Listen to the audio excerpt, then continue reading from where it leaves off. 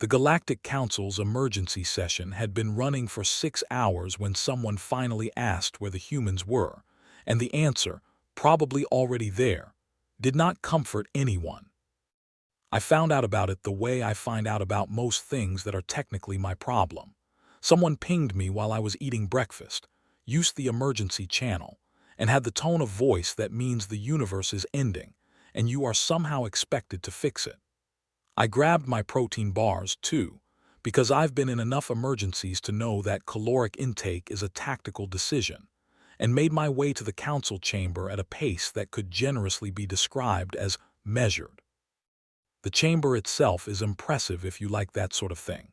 7 tiers of seating arranged in a perfect arc, each tier representing a member species of the Galactic Council, each species doing their species-specific version of panicking. The Delhari were flickering. That's what they do when they're stressed, their bioluminescent patches going haywire. The Torvan delegation had arranged themselves in a defensive cluster so tight they looked like one large anxious animal. Even the Keth, who communicates primarily through controlled silence, was making noise. At the center of it all, a holographic display showing the Vethkai Armada, 412 vessels, moving at a clip that suggested they had somewhere to be and nobody was invited.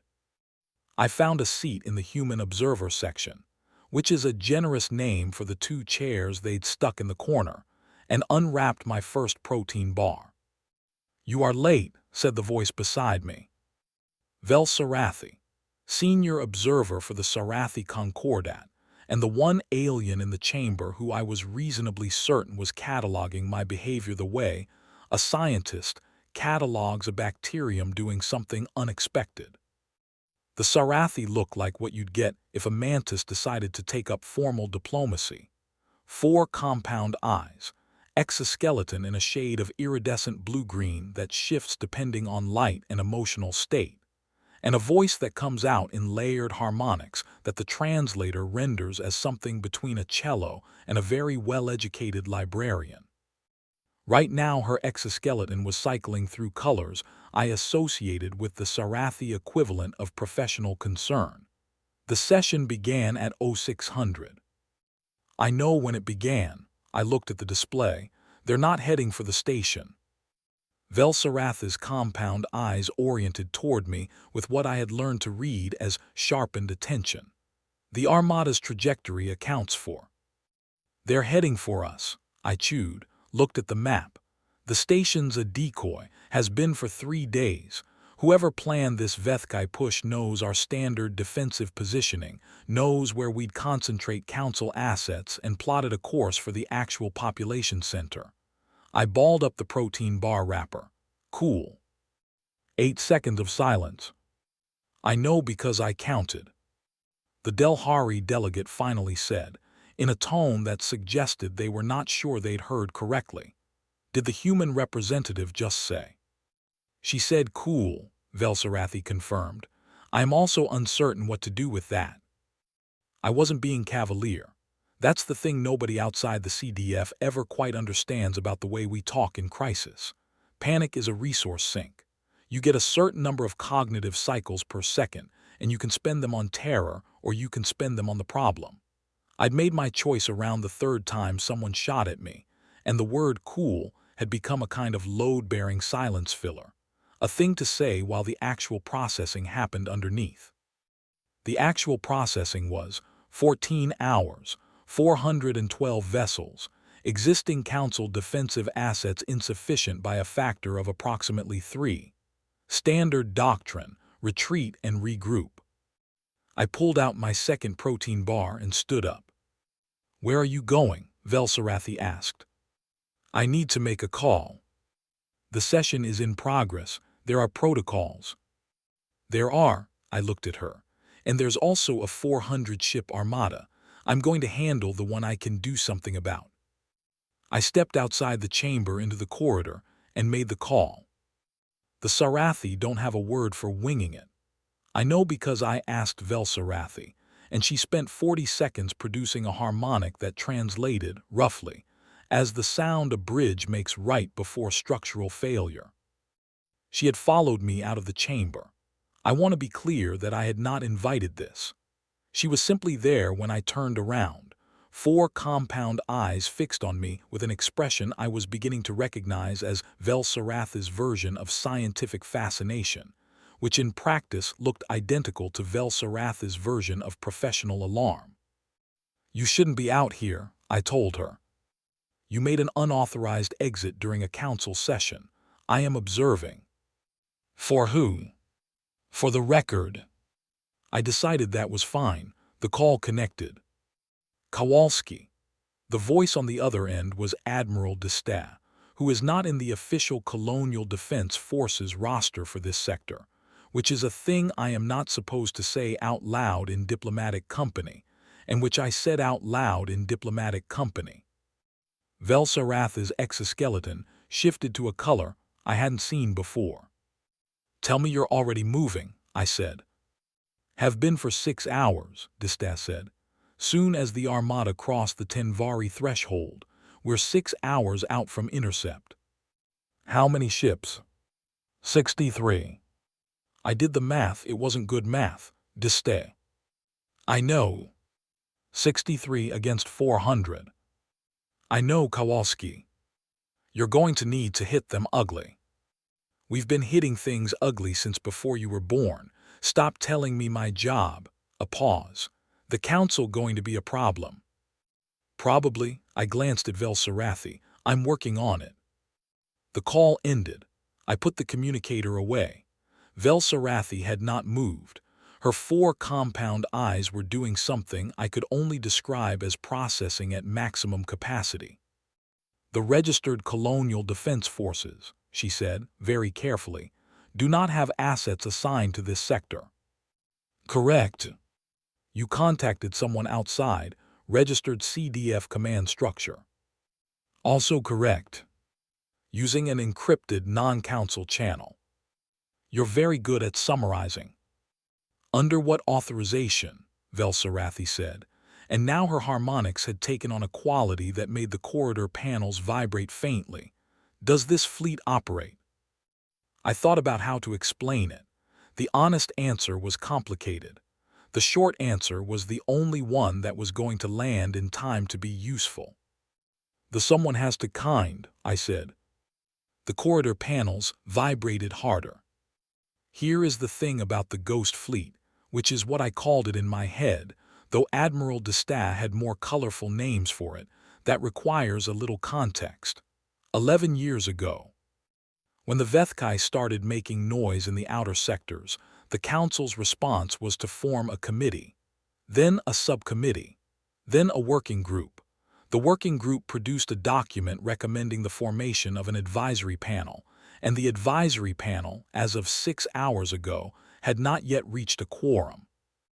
Meanwhile, some people in the CDF had looked at the decommissioned hulls sitting in the Lacerda yards, and the surplus equipment in the Brennan depots, and the ships that had technically been struck from the registry after the 6th Sector action but were still, physically, flying, and had done some math.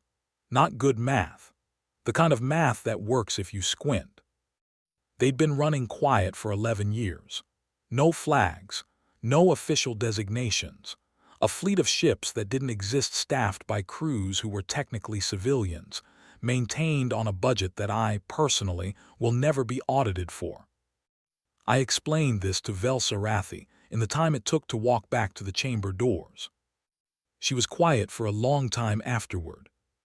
"You built," she said finally, "an unsanctioned military force, outside council authority, outside CDF registry, for 11 years. "Yes. Because the committee process was too slow. It recommended forming an advisory panel. And these vessels, the crews. Volunteers." I pushed the chamber door open, every one. The session inside had reached the part where everyone was presenting retreat models, color-coded, very thorough. Velsarathi followed me in, and I noticed she didn't go back to the Sarathi observer position. She sat down in the human corner instead. "The humans," she said quietly, looked at the words "no authorized response" and heard a starting gun. That's one way to put it. What would be another way? I thought about it. We heard someone was going to get hurt and nobody was stopping it. Same thing, different vocabulary. Word got out 20 minutes later, the Ghost Fleet, the Intercept course, the 63 ships that didn't officially exist heading toward 400 that very much did. The chamber erupted. The Delhari flickered so hard they were basically strobe lights. The Torvin cluster expanded and contracted with the energy of a very agitated accordion. The question on the floor was no longer how to survive the Armada. It was what to do about the humans. I unwrapped my last protein bar and waited for them to figure out that those were the same question. The council voted on whether to order the human fleet to stand down. The vote was 11-2 in favor. The human fleet's response came back in 4 words: signal received, still going.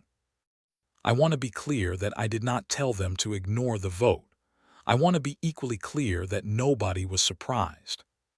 The live feed went up an hour before intercept. Velsarathi positioned herself next to me in the corner without asking, which I took as a sign that she had given up on procedural objections for the duration. The chamber had gone quiet in the particular way that chambers go quiet when everyone has run out of options and is watching someone else's options play out instead. The Vethkai Armada was beautiful in a terrible sort of way. 412 ships, in a formation that the tactical display labeled Standard Vethkai Doctrine, Pattern 7, which meant they'd arranged themselves to maximize coverage against registered CDF defensive positioning, with overlapping fields that made a frontal assault mathematically suicidal. The key word there being registered. The Ghost Fleet came in from the ecliptic at an angle that Pattern 7 didn't account for, because Pattern 7 had been written against an opponent with something to lose. The ships that didn't officially exist had no doctrine to follow and no registry to protect. They came in ugly fast, and from a direction that the Vethkai tactical computers presumably flagged as not where an enemy fleet would logically be. The lead vessel, Velsarathi said, reading from her display, is designated CDF Perseverance, commissioned 2301, officially decommissioned 2387. Yeah. Its hull integrity rating at time of decommission was. Don't read me that number. A beat, it is not a reassuring number. I know, that's why I said don't read it. The Vethkai formation registered the incoming fleet. On the display, I watched Pattern 7 begin to adjust. It was like watching a very large, very organized animal turn to face a threat, systematic, coordinated, and just slightly too slow. The Perseverance hit their flank doing something that Velsarathi's tactical database flagged in real time as maneuver classification, unknown. The notation underneath said, structurally inadvisable given vessel age and hull integrity. And then, a second later, an automated addendum, maneuver completed successfully. Classification standing by. I laughed, I couldn't help it. You find this funny, Velsarathi said. It wasn't an accusation, more like data collection. I find it familiar. I watched the Perseverance pull through the turn that her hull rating said she couldn't make. Her captain is a woman named Osai. She's been flying that ship for 9 years, and she knows every place the hull will flex and every place it won't. She didn't ignore the structural limits. She used them. Velsarathi was quiet for a moment. That is not how we assess vessel capability. I know, it's not how we're supposed to assess it either. I watched the Vethkai formation fragment as 6 more Ghost Fleet ships came through the gap the Perseverance had opened. That's the thing about rules, though. Osai's been maintaining that ship on a shoestring budget for 9 years because she believed this day was coming. She knows what it can do better than any rating system does. The battle, if you could call it that, it looked more like 63 people who had been waiting 11 years picking a very specific fight, moved faster than I'd expected. The Vethkai formation was designed for a different enemy. It was like watching someone throw a perfectly prepared defensive posture against an opponent who hadn't read the part of the manual that said what they were supposed to do. The humans, characteristically, had not read that part. "They're adapting," Velsarathi said. There was something odd in her harmonic. "The Vethkai are adjusting to the new approach vectors." "Yep. The Ghost Fleet's advantage in surprise is diminishing." "Yep. Does that concern you?" I watched the board, counted ships, did the math again. We didn't win on surprise. Surprise just got us in the door. We're going to win because those 63 crews have been training for this specific enemy against this specific doctrine in those specific ships for 11 years, and the Vethkai don't know that yet. And if they figure it out, then it gets more expensive. The chamber around us had stopped moving. Every delegation was watching the feed. The Delhari had gone still.